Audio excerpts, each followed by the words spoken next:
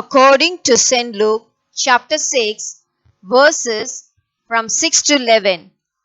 On another Sabbath, Jesus went into a synagogue and taught.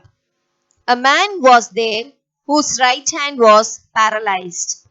Some teachers of the law and some Pharisees wanted a reason to accuse Jesus of doing wrong, so they watched him closely to see if he would heal on the Sabbath.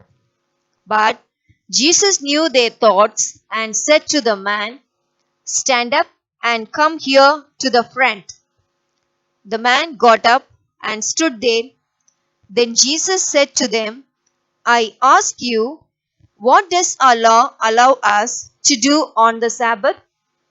To help or to harm? To save a man's life or destroy it?" He looked around at them all.